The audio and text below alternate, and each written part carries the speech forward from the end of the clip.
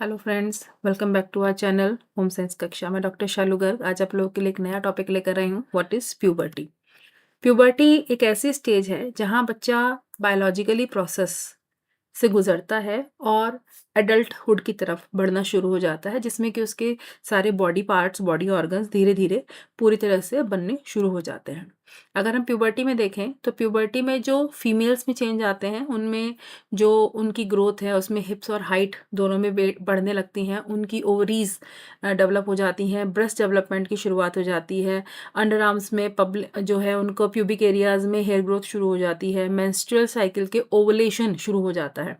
उसी के साथ साथ अगर हम मेल में देखें तो उनकी जो हाइट है, वेट है, जो मसल्स हैं वो धीरे धीरे डेवलप होनी शुरू हो जाती है, वॉइस उनकी हार्श होनी शुरू हो जाती है। उसके अलावा जो फेस पे, बॉडी पे जो बाल हैं वो धीरे धीरे आने लगते हैं और उनके शोल्डर भी बड़े होने लगते हैं। स्पर्म प्रोडक्शन भी उनका शुरू हो जाता है। अगर हम अकॉर्डिंग टू द एज हम इसको डिस्ट्रीब्यूट करें तो प्यूबर्टी की एज जो है गर्ल्स में वो 8 to 13 और बॉयज़ में 9 to 14 कही जाती है, जिसमें कि उनकी बॉडी में बहुत इनिशियल ग्रोथ मेल और फीमेल बनने के, एडल्ट बनने के शुरू हो जाते हैं। फिजिकल चेंजेस क्या होते हैं ऐसे में? इनमें सबसे ज़्यादा जो चेंज होती हैं लड़कियों में एस्ट्रोजन और लड़कों में टेस्टोस्टेरोन की जो है वो चेंजेस होने शुरू हो जाते हैं। अगर हम टिपिकली एज देखें तो हम इसको 8 to 13 ईयर्स कहते हैं गर्ल्स में और 9 to 14 ईयर्स कहते हैं बॉयज़ में। लड़कियों में जो सबसे पहला चेंज होता है उनमें ब्रेस्ट बर्थ डेवलप शुरू हो जाती हैं और लड़कों में टेक्सटाइल शुरू हो जाते हैं। बॉडी हेयर्स में जो है ग्रोथ में प्यूबिक एरिया में और अंडर आर्म्स में शुरू होते हैं। ये बेसिक चीज़ें जो बच्चों के अंदर धीरे धीरे चेंजेस आने शुरू हो जाते हैं, जैसे कि बॉयज़ और गर्ल्स के अलग अलग बॉडी सिम्टम्स शुरू होते हैं। Hairs, growth spurt, physical sign और बॉडी कंपोजिशन, स्किन चेंजेस, बहुत सारे धीरे धीरे उनमें डेवलपमेंट शुरू होने लगते हैं। अगर इमोशनल और साइकोलॉजिकल चेंजेस देखें तो प्यूबर्टी एक ऐसी एज है जहाँ पर बच्चे बहुत सारे हार्मोनल चेंजेस की वजह से इमोशनल शिफ्ट्स के साथ गुजरते हैं।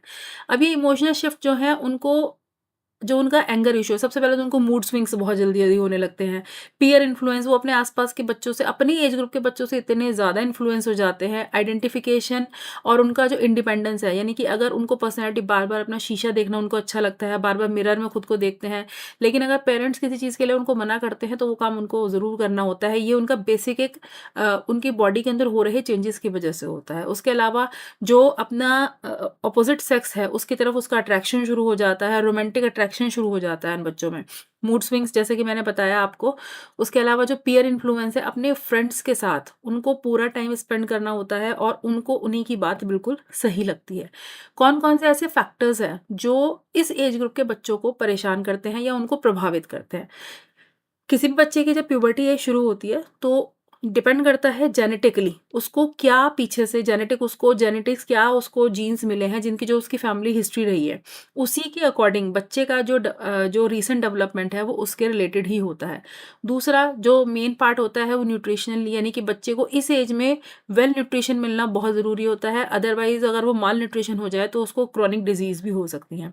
लेकिन बॉडी फैट परसेंटेज जो है लड़कियों के साथ और लड़कों के साथ दोनों के साथ होता है यहाँ पर कि इस एज ग्रुप के बच्चों को डाइट कॉन्शियस वो इतने नहीं होते, तो उनका ओबेसिटी, चाइल्डहुड ओबेसिटी बढ़ने की भी उसमें उनको गुंजाइश रहती है। और जो लड़कियां हैं उनमें मेंस्ट्रुएशन स्टार्ट होने की प्रोसेस शुरू हो जाती है। उसके अलावा अब अगर इस बारे में हम डॉक्टर से कंसल्ट करें तो डॉक्टर से हम कंसल्ट करेंगे तो उसमें हमें दो तरह की कंसल्टेशन डॉक्टर से पूछनी पड़ती है कि जो अगर प्री कॉन्शियस प्यूबर्टी और डिलेड प्यूबर्टी, अगर बच्चे को एज लड़कियों को और लड़कियों को 8 और लड़कों को 9 से पहले अगर कोई भी प्यूबर्टी का साइन शुरू हो जाता है तो हमें डॉक्टर से कंसल्ट करने की ज़रूरत है। और अगर आफ्टर 13 और 14 भी बच्चों में प्यूबर्टी के साइन नहीं दिखाई देते हैं, जैसे कि उनके जो फिजिकल चेंजेस हैं वो नहीं दिखाई दे रहे हैं, तो उस स्थिति में भी हमें डॉक्टर से कंसल्ट करने की ज़रूरत पड़ती है। Thank you.